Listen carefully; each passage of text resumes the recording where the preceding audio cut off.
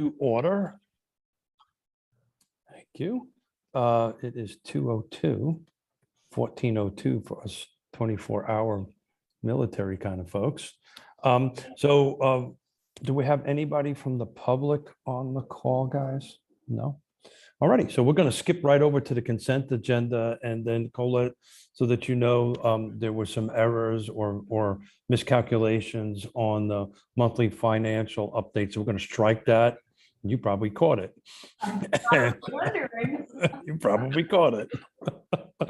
Okay, Colette, this was a test. You wanted to know if I was reading the material ahead of time, huh? No, I think the question would be, did Smith read the material ahead of time? That would have been the question.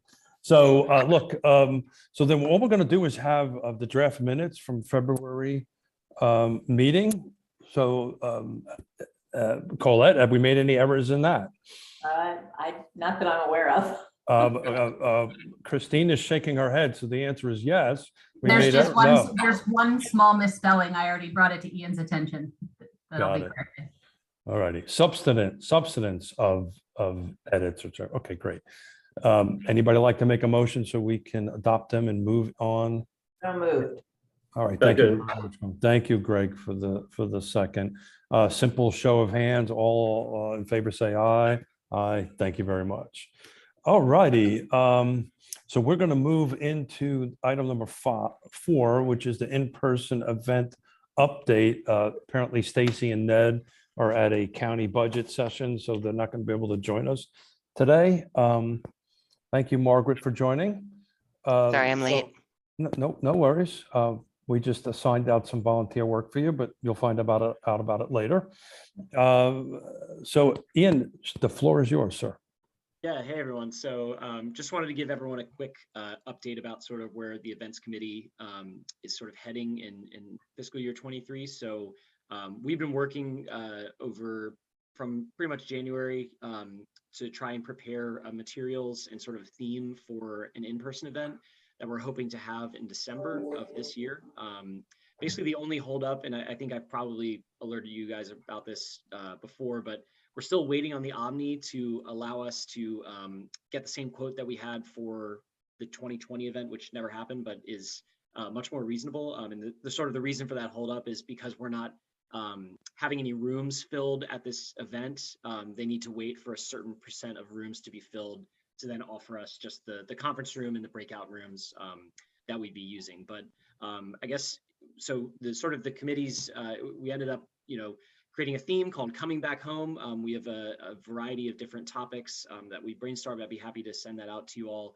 But the major news is that we're probably do not have the staff capacity to conduct both an in-person event and our virtual series this summer.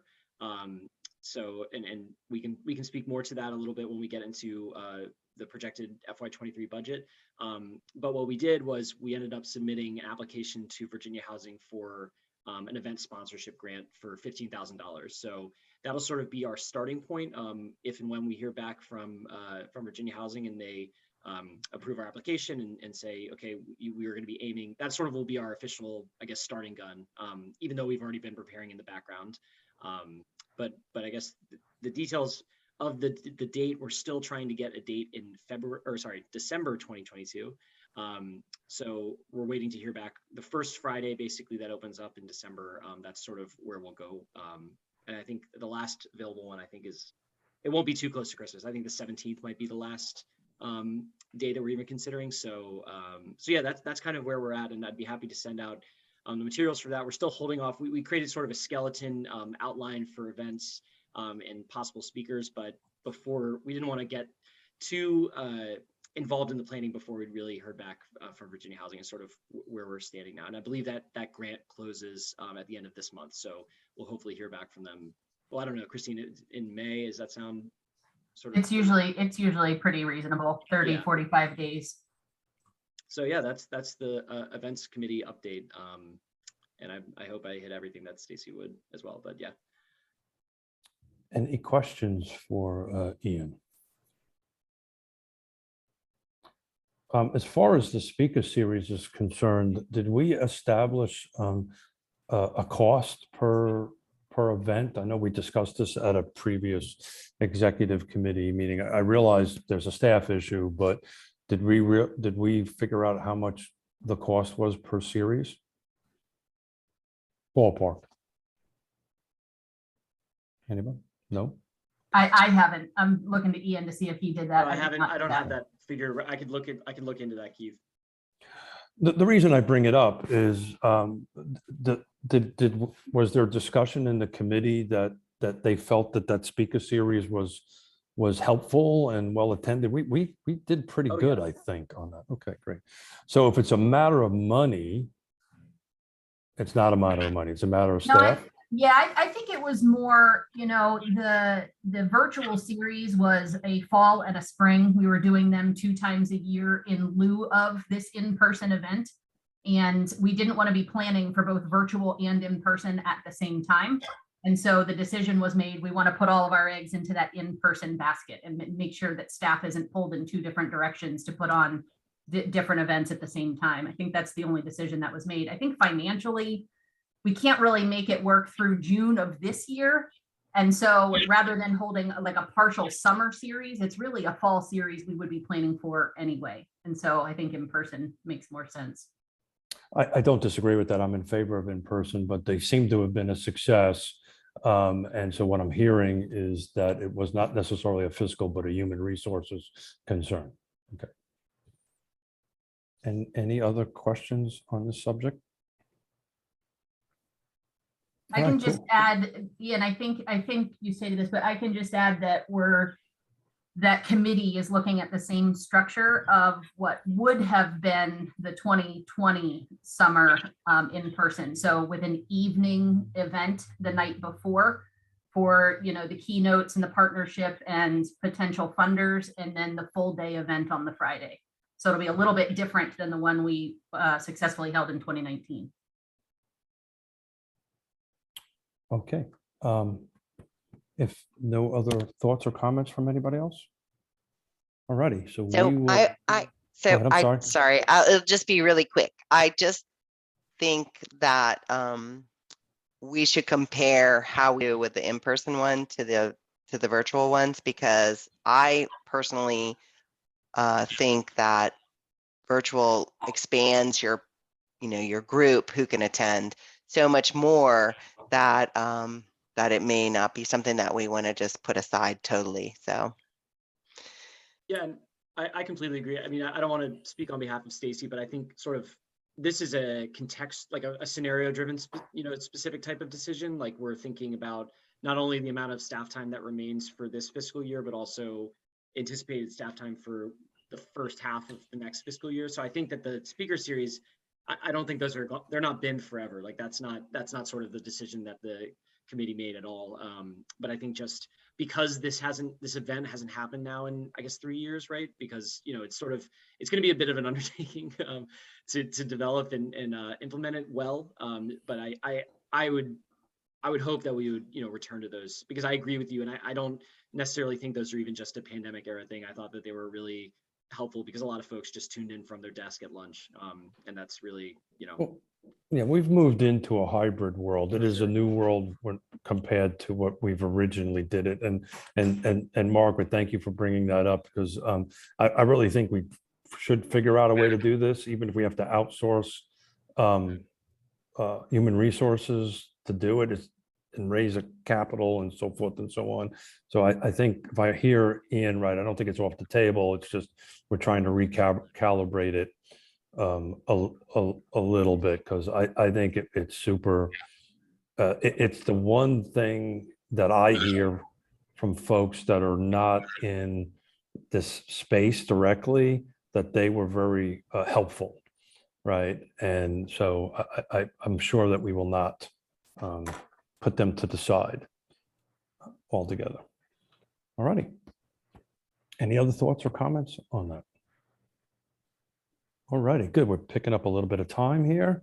All righty, number 5, strategic plan update. I'll let staff kind of pick it up from here, but we're kind of moving forward into this implementation portion of it. And what I was hoping to have a discussion amongst the executive committee is what does that look like to us? Does that look like a staff-driven implementation process? Does it look like the executive committee does it as a whole on that? Or is there one or two folks off of the executive committee that help staff do that? Just keep in mind, we just had this whole human resources question for the commission or conversation. And as the treasurer of the commission, I kind of understand that, you know, that we're even though we're picking up some employees, we're a little thin in order to be fully staffed. Is that pretty close to where we're at, Christine, staff-wise? Yeah.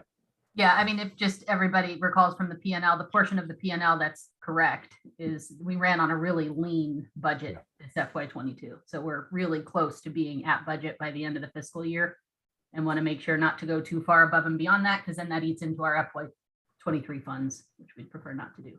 And then I'll let Christine and Ian pick it up for this, but correct me if I'm wrong, Christine. There's also an implementation funding source available to us. I cannot recall the number. So I think we're in the process of requesting that, if I understand that correctly.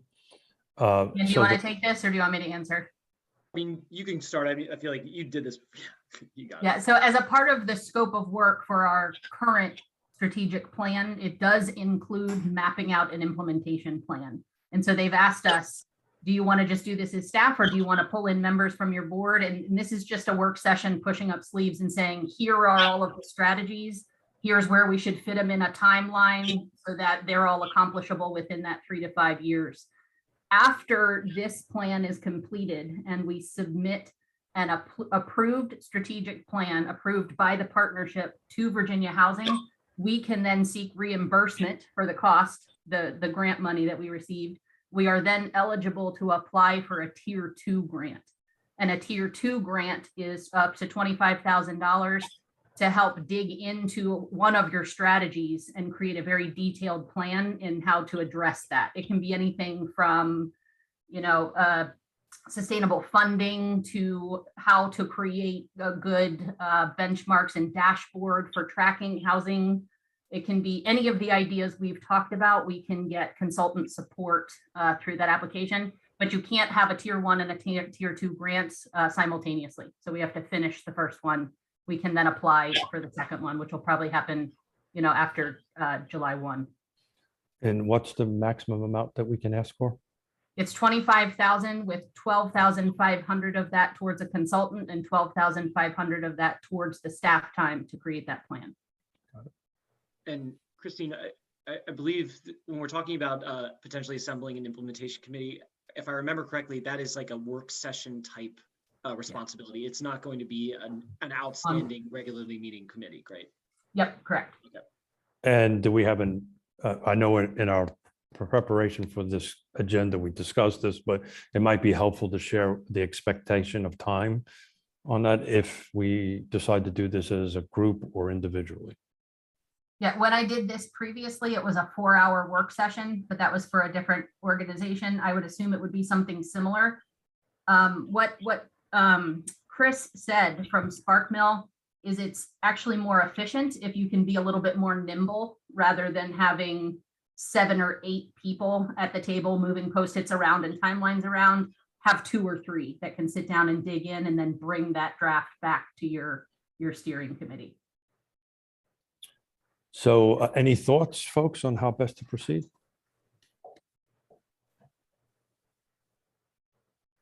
I'm open to what you suggested. I think that 2 to 3 person situation, then bringing it back to the group sounds good. And because I agree with it, I will also, if applicable, sign myself up to participate as well. But I think that model sounds lovely. You're awesome. So well, let's agree on 3. Is that a number that works for everybody? Okay. I can be on that, but if 2 other folks prefer to be on it, please chime in. I would say at a minimum, we definitely want Ian involved. I'm happy to. Well, sit if it's helpful. I'm assuming this is staff plus 3 of the executive committee, Christine. I think it was 3 total, just 3 people. But we're open. I mean, we can, Chris said we can do whatever we want. That's just what he recommended. Any thoughts, Colette, Greg, or Margaret? And we could also send this out to Ned and Anthony to see if one of them, I mean, if we want to make that opportunity available to them. Do we have any idea what the time commitment is going to be? Yeah, I believe the last time we did this, it was a 4-hour work session. It was like a half day, try to get it all done at once.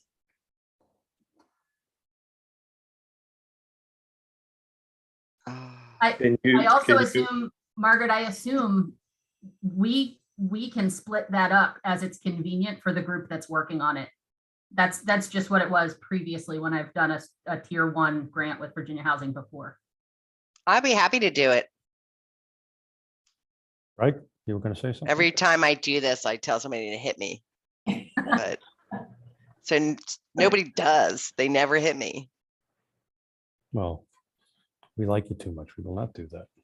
Greg, you were going to You share. like it some when I thoughts? raise my hand. I am not clear on what the it is that is being done. Great question.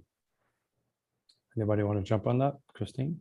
Yes, I should have pulled a previous one up from another project that we did, but basically it's taking the strategies as we defined in the last meeting. They'll be further refined. And it's going to be looking at the action items that need to occur and then looking at a plan across 3 years. How and when should those action items be implemented? So it's going to address like, where's the low hanging fruit? What's something that needs to be done early? So if you're looking at a bylaws revision or looking at your membership, you might want to do that in the first year. If you're looking at exploring, you know, a land bank, that might be in years 2, 2.5. So it's really kind of mapping out where those might occur and then bringing it back to the committee for feedback.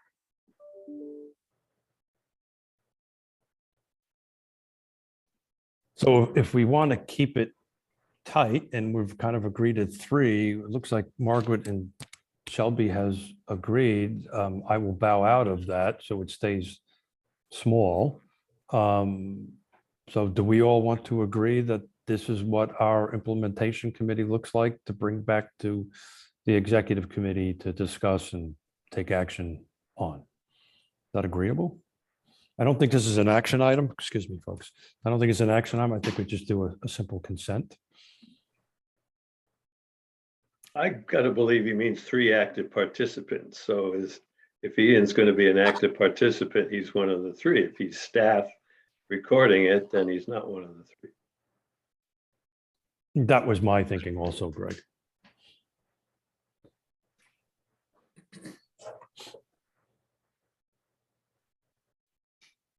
All right, well, I'll tell you what. Greg, would you like to be part of this? Is that what you're saying? No, Good, that's what I thought.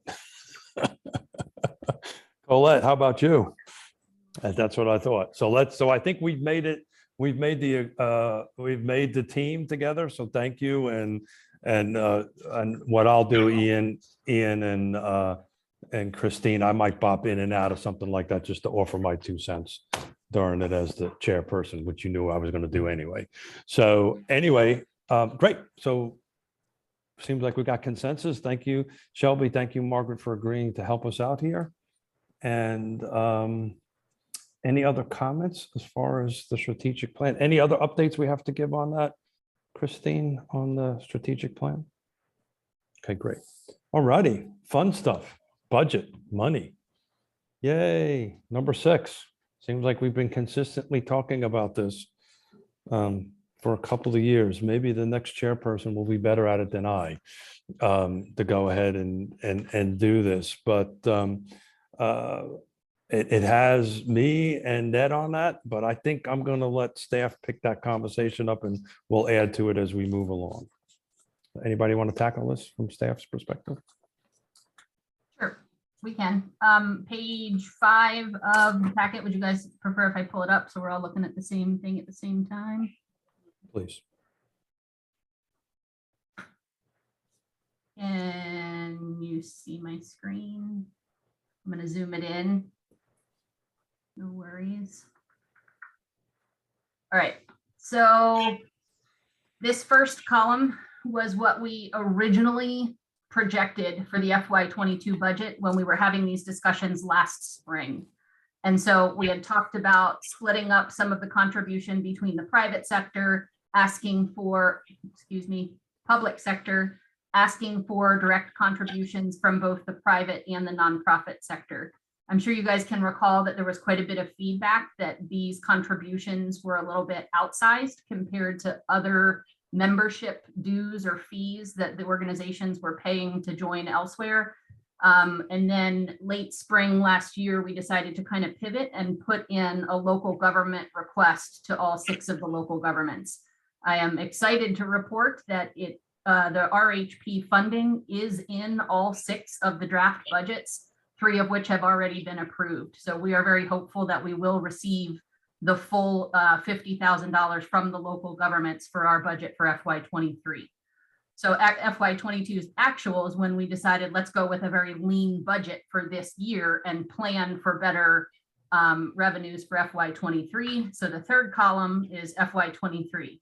And that assumes that all 50,000 is collected from our local governments. It still has a placeholder of 10,000 for University of Virginia. And then just as a starting point for today's discussion, reducing the private sector and nonprofit sector contributions. This is the part that we would like feedback from you all, because this would then go in letters out to all of the partners asking for contributions to support the FY23 work plan.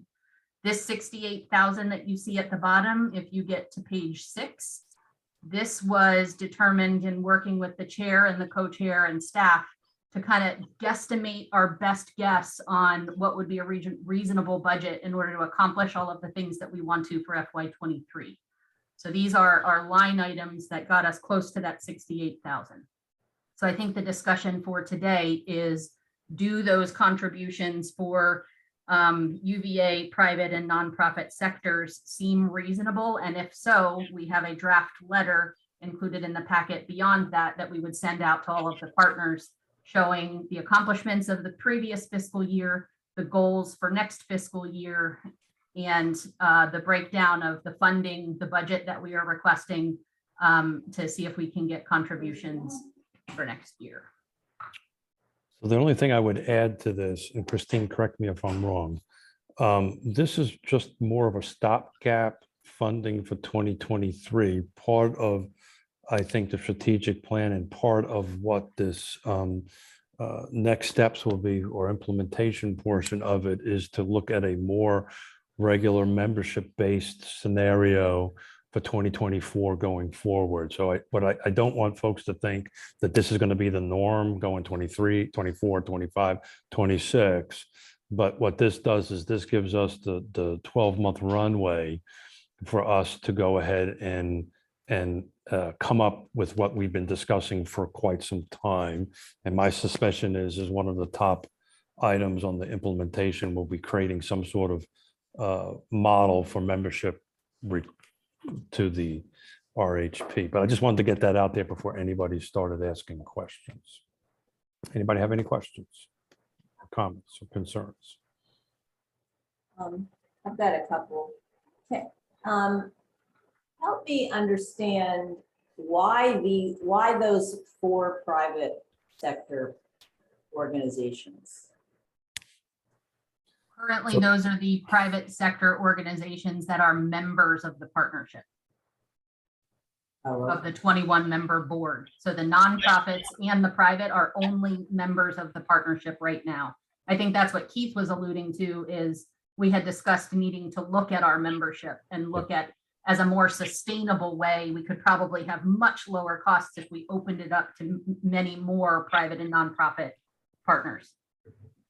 So call that part of the strategic plan. And as Christine has outlined earlier, and we're probably going to talk a little bit later about this, is the revamping of our bylaws, the organization, the structural setup of it. Again, membership based, and you're spot on. You know, the nonprofit column should be a group column, and and how the nonprofits, in my opinion, get together to pay us is based on this membership thing. But we're at the stopgap scenario so that we can have enough funding to do the work to implement it. Was that a fair explanation of it? Christine, did I go off base too much? Nope. Okay. Any other thoughts or comments on that? Just had a question about the $68,000, the line item budget. Can you just explain the professional development piece of that? I mean, I think there's staff time and then there's direct costs. Yep. Which is something on the order together of, $11,000-$12,000. Yep, that is participation in the Virginia Governor's Housing Conference. That's what it costs to send 2 staff members and 2 board members to the Virginia Governor's Housing Conference. Okay, all right, thanks. Of course.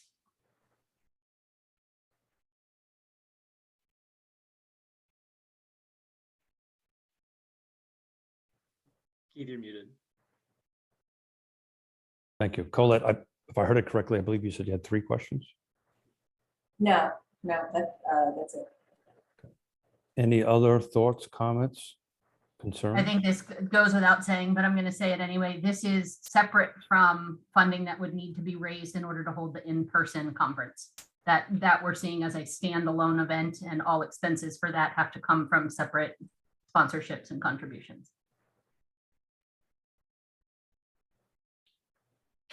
So, thank you, Christine. So from staff's perspective, what we are asking this body to do here at the moment is to approve this letter and authorize it to be sent out based on the budget and the funding requests. Is that what we're asking this for? Got it. Do we want to do that in a formal motion or just a consensus? Can I ask a question before answering your question? Sure. I believe when we did this last spring, we brought this to the full partnership. And that's where we received the feedback on the amounts didn't seem right sized. My question for you is, do you want this to go before the full partnership in June? And we would then immediately send letters following that meeting? If you do feel like it should be, we wait till June. If you do not think it should go to the full partnership, we can then, yes, get authorization to send the letters in advance. So my thoughts on that, my personal thoughts on that quickly is just more of a question. Do we have enough operating cash to get it? We have enough operating. Okay, great. So then I think the full body presentation would be in order on that. Does Great, so anybody it would go disagree? to the, apologies, go ahead. Does anybody have any thoughts or opposition to that? I agree with Keith. I would be more inclined for the full body to see it. Yeah. I also have a question about the letter itself. I'm just really curious as to why there's like a breakdown of the budget. I've just never seen it in a solicitation letter before, so I'm just curious about the justification for it. I think the justification was this is only going to voting members of the partnership. And so they would see proportionately what all of the members would be contributing rather than just the portion that they're being asked to contribute. We are certainly open to that feedback. If you all think we don't need this, we're happy to take it off, but we included it just based on it's going within the 21 member board.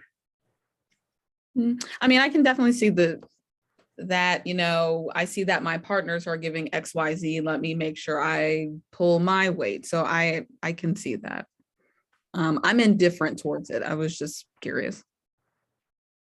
Yeah, I think it's what Christine was saying. It's the transparent, I think just being as transparent about what the asks are across the board, but thanks for raising that. So the letter would go to each of those entities, including all the local governments? Now, the local governments, we already put in our funding requests in the fall, and they're in their current budget process right now. They should be approved. All 6 of them should be approved by the end of May. Yeah, I mean, Green just did, well, they're not quite there last night, but they're awfully close. So, and then, Yeah, you know, yeah, very, you know, the jurisdiction's already been axed, and we can pretty, and I don't want to jinx myself, but that's pretty dependable at this point. I don't think we've received any negative pushback, have we? So would it be helpful just to cite the per capita amount? You know, just so you know that on a per capita basis, these localities are paying X, You want me to tackle that, Christine? which is how the numbers get calculated, I assume. Yeah, so this is in addition to what they've already paid for the Planning District Commission. So this is, there's an existing per capita Yeah. that they pay now. This is an add-on Yeah. to that. That's what I'm talking about, that add-on, the per capita amount that results in those 7 numbers. Yeah, so what you're proposing is the request to do that. Well, that's clearly a commission, full body commission decision to do it. We can surely bring that back to it, but you know, the commission, the Planning District Commission would have to take action on that, I believe, in order to amend that. I think it's more of a transparency thing, so they know that this money is specifically going to this particular project. A lot of the way the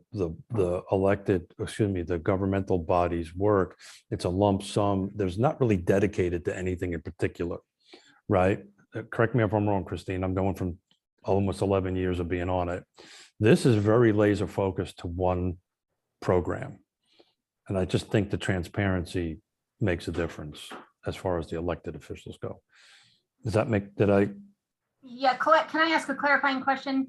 What I was hearing you say is, can we include in the letter how that breakdown was determined? So of the 50,000 from the local governments, that was determined proportionate to the population of each jurisdiction by Weldon Cooper's estimates. Like something like that is just saying how we got those numbers. Yeah, and I mean, isn't there like a $5 per head?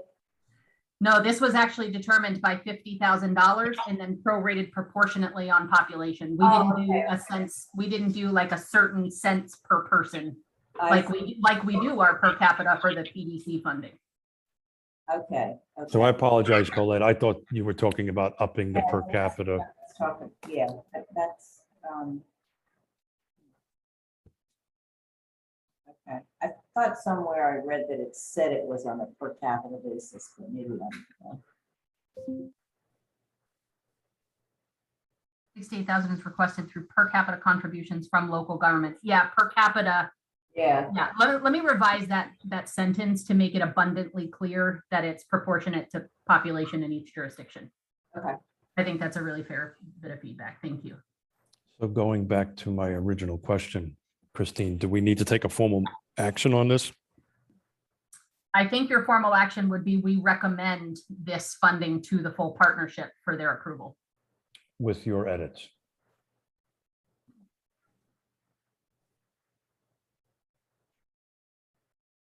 So that being said, is everybody on board with that process? Again, I don't think we need to, it's just a consensus. So I think seeing- unless you're having one-on-one discussions with everybody on the list, it's essential to go before the full board. All righty, so any other discussions on this matter before we move forward? Well, other than I guess in the letter, you don't list the UBA contributions, so I saw that. Yeah, we'll put that in there. That'd be helpful, wouldn't it? Originally, this letter had all blanks, like it was, we were gonna fill it in once you all had this discussion today, so we need to go do that and fix that. Thank you. I love that attention to detail though, Colette. Love it.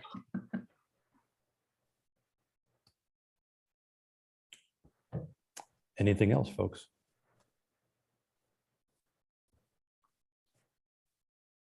Okay. Colette, any other thoughts before we move on? Greg, any catches that thoughts you might have on this? No, I'm good. Shelby, Margaret, either one of you guys have anything? Not for me. Okay, so we are going to check that box. We are keeping a few minutes ahead of schedule, so that's always good. Offers of election and discussion. So there's a handout in that. As everybody knows, at the end of June, we have to change our elected officers on it. There was some discussion with Christine and Ian and others prior to that. I think the smartest move here forward from my perspective is to see who wishes, if there wishes to be a committee put together, or if there's any folks that want to volunteer or move forward to be the next year's chair starting July 1 or vice chair. Knowing that we think we're going to be tackling a lot of this in the bylaws rewrite, excuse me. This body, I can speak to it from the very beginning because Christine and I personally were involved with drafting a lot of these documents. It's grown, right? Which is great. This is what it's supposed to do, right? But it needs a little bit of help, and we need a little bit of restructuring, and the strategic plan was huge on that. So I'm opening up to the table here. My chairmanship will end in June, and then somebody else will take that as of July 1 on that end of it. So any thoughts on how best to move forward, and staff jump in if you've got any thoughts on this? Basically, we need a chair and a vice chair. Yeah, did we not assume that the vice chair would become the chair? Or, I mean, would have to be voted, but isn't that the succession plan kind of? So that's part of the bylaws problem. We don't have this done. This has been discussion. I can speak because Ned would be more than happy to take the chair on the end of it. He suggested I take the vice chair, mainly because we work together so closely on this end of it. He's not available, I'm available, but we did not want to make that assumption. We wanted this discussion to be had amongst the executive committee. The other thing that we need to start looking at as far as the bylaws is who is part of the overall membership and who is part of the executive committee. We've been kind of just moving along like this, and as Christine will share with you, that's not healthy for an organization, right? So we really need to start looking at that. So between Ned and not myself, we were fine with that. But that we did not want to take that leap of faith and assumption, and wanted this discussion to be had amongst us all. Did I dance around that well enough? So normally it would seem to me that you should establish who the next executive committee is, from which a chair and a vice chair would come. That's true. The problem is we don't have enough time to do that between now, and Matt, correct me if I'm wrong, Christine and Ian, we do not have enough time before our bylaws say we have to do this, right? Right, so we have to do this, I believe, by the end of June. We can't say, okay, we can't extend it for a certain amount. We've already done that going forward. Am I reciting that close to being right, Christine? Yes, the new chair and vice chair would take effect in July 1 at the first meeting of the fiscal year. The bylaws right now, and this is something Keith and Ian and I have talked a lot about, the bylaws right now do not have a mechanism in there for changing of the executive committee. They're pretty much in there as a static group, that they will be appointed by the partnership, and then there is no term limits. There is no, how do you prompt getting new members on the executive committee? Does that go annually back to the partnership? And so to your point, Greg, as a part of revising these bylaws, we need to make sure that there are mechanisms in there that set that up exactly, that the executive committee will be determined, and then the executive committee will identify its officers. And also any revision to the bylaws will go back to the full partnership. I mean, there's several things in these bylaws that I think need attention that will happen within FY23 as part of the work plan. I think the question that we have is, are we going to be able to revise these bylaws in advance of selecting the next officers? So in preparation of this meeting, Greg, just so that you know, I've had a discussion with staff and looking at this about, well, what does this look like if we send this out to the body and find out who do they wish to be on the executive committee? And then we realize there's no mechanism to do that effectively. And then the timeline that is coming up to it. So, we're trying to move forward with this, but the purpose of this discussion is to do that, is to discuss, does this make sense? Does this not make sense? And are we that far afoul of our bylaws? Nobody wants to do that. And what you all recommend to move forward. We don't have set what we think we should have. And we know that the bylaws do identify the seats of the executive committee, that it will be a UVA rep, the TJPDC commission rep, a rural nonprofit, and urban nonprofit. But there was the only seats that can then turn over.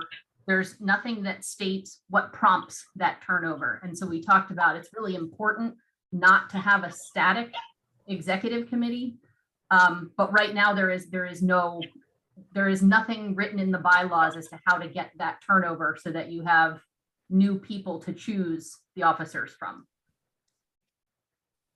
And so I think, I mean, I can just say my personal opinion is ideally a member of this existing committee would be the chair and the vice chair into this next year of transition, where we will rewrite those bylaws so that for all future years, it's very clear what that turnover looks like, what the term limits are, how many terms you can have in succession, how long you have to be off before you can be back on. Like, all of those things need to be revised and looked at pretty intentionally in these bylaws. And frankly, from an implementation perspective, the strategic plan, that's pretty priority, in my opinion, priority number one. We need to get how we're running and governing ourselves up to speed on what we're doing. So that's been the discussions up into this point. And any additional thoughts, Greg, that you might have? Well, it seems like we did something similar last year. No, what we did last year is we did an amendment to the bylaws allowing the chair and the vice chair to stay on for another year. We do not want to do that this year. I think that just sends a bad signal out and about. But the discussion was, okay, who on this call, and if Colette wishes to be chair, that would be great on it, or Greg wishes to be chair, that's great too, or anybody, Shelley, or that's what the purpose of this discussion is on it. I'm just sharing with you that if nobody wishes to do it, Ned and I were willing to take this on for another year under that structure. Here's my 2 cents. Also, my name's Shelby, not Shelley. Oh, Shelby, I It's apologize. okay. It I happens a lot. apologize. No worries. I can't read the little writing. I apologize. It's okay. I'm inclined to do what you suggested. I mean, ordinarily, I would be happy to volunteer myself, but I'm so new. I don't know necessarily if being a chair or vice chair would be a good idea.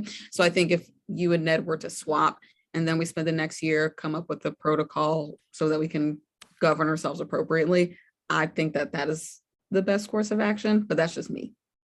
Again, Shelby, I apologize. Oh, it's okay. So I fully agree with Shelby. I'm fine just as she. Yeah, I think that's a reasonable approach, given where we are. I tried to volunteer you, Colette, for that. It didn't work out so good. Margaret, any thoughts on that? I need to use Margaret's strategy. Hit me every time I say yes to something. It does not work. I will tell you that. I think, yeah, I mean, I'm happy with that too. I think we need to keep the continuity. At the same time, I think the rest of us get a little bit lazy when you guys are doing all the, the chairing and co-chairing. So I want us to, commit to making the changes we need to make to shake things up a little bit. And that, is this committee as well as the bosses of the committee. But yeah, so I also think that maybe we should put it out there to the rest of this committee who wants to volunteer. We can. I think he just did. Well, I didn't. See, my hands are down. I'm I'm actually just sitting on them now. I'm not volunteering because I, like Shelby, think I'm too new. I might just Yeah, upset the entire apple. sometimes new is good in organizations like this. No, Sometimes it's awesome for organizations like this. no, not Oh. today, not today. Okay. So Well- really it would just be Anthony, right? Would be the only That other, is because Anthony, right? Yeah, and Not here. of course, Anthony isn't here, but he's in the same office I am, and he's not looking to volunteer for it either. So, but we can surely ask him if he wishes to do that on that end of it.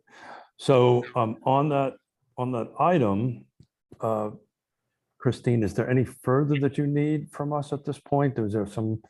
Okay. This would be another item that we bring to the full partnership in June, that the executive committee recommended this chair and vice chair for the following fiscal year for them to approve. So I think when we make that presentation, we probably need to be prepared to really start coding chapter and verse why we have to do it this way, right? And make sure the full body understands this was done this way, and this would be just another stopgap for 2023, where, you know, Ned's chair, and he'll do a wonderful job. I'm confident of it. So, okay, great. Is someone going to talk to Anthony, or do you feel you already have? Just to Oh, make look at this. sure that- Anthony's chiming in. Ah, Oh, there he is. Hey, Anthony, guess what you just got volunteered for? My apologies, everybody. No, it's okay. You just got volunteered to be chair next year. Vice. Did you say twice? Is that what you said? I No. said vice, not. Oh, nice. Yeah, got it. Okay. So this is an important discussion, just to bring you up to speed real quick, Anthony, on it. We're on item number 7, which is the officers election. The bylaws need a lot of help. I'll shorten the conversation quickly on it. And it's very silent on how this process works as an overall. And what we have been discussing, and Ned has agreed to do this, is to take on the chairmanship, and then we just swap roles, and I take on the vice chair and let Ned take on the chairmanship. This keeps us away from having to amend bylaws and so forth and so on. But what it does is gives us an opportunity, which we discussed earlier in the meeting, that when we start doing the implementation of the strategic plan, there has to be a major rewrite of the bylaws to more reflect how we function at this point in time. So I asked everybody, would anybody else wish to take on the chairmanship role? And they volunteered you. Would you like to take on the chairmanship role, sir? I'm honored, but I cannot accept at this time.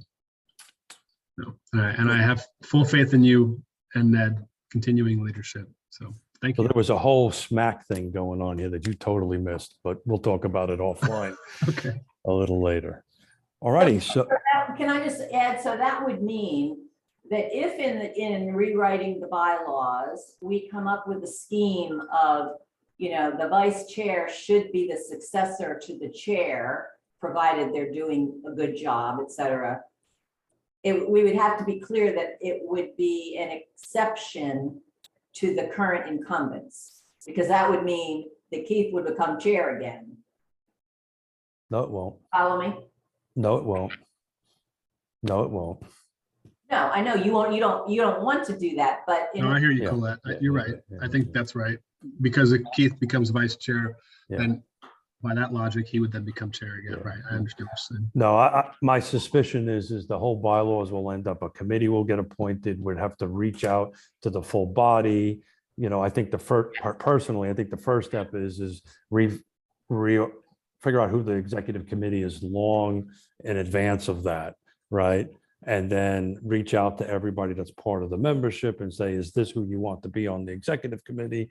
The answer is yes or no on that end of it. And then there's next steps on how that process goes through. But we have none of this in writing. And that's what we need to tackle first. Because All we right. could have a situation where there's another vice chair. There could be a co-vice chairmanship. Well, there as was some well. discussion about co-chairmanship, but that meant that the bylaws have to get rewritten, and it was just Sure. Yeah. I way understand. too complicated. The goal here, Anthony, is to get to July 2023, and let the new chair and staff and whoever start working on cleaning up the bylaws, so we won't have this problem at the end of 2023 on that.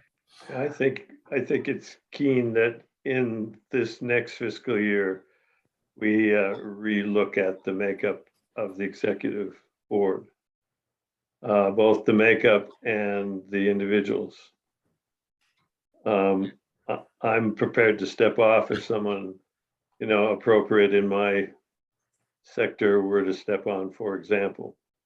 I'm also prepared to stay put this year if no one else wanted to do that. But it seems by next year, we should probably broaden the full membership and then redefine the executive and get the individuals in place long before it's time to choose the chair for next year. Yeah, I think mid next year, not calendar year, fiscal year, this map will be all laid out, and then start the implementation of that portion of it. So we don't have this discussion in May, or soon to be May, and only have 60 days to figure this out. All right. Any other thoughts and questions on this? We are big time ahead of schedule, which is great on that. Any thoughts on that? That's literally our last item before we go into any comments from the public. We're seriously ahead of schedule, which is great. So staff, anything you want to add, Ian or Christine, to any of the discussions up until this point? The only thing I would add is that just sort of the timeline for the strategic plan, it should be brought to this body at the next executive committee meeting to then further. So just, and I'll be passing that obviously along as I hear back from the Spark Mill, but I'll forward over our implementation committee roster to them as well. But just wanted to make sure everyone, that's what to expect at the next committee meeting.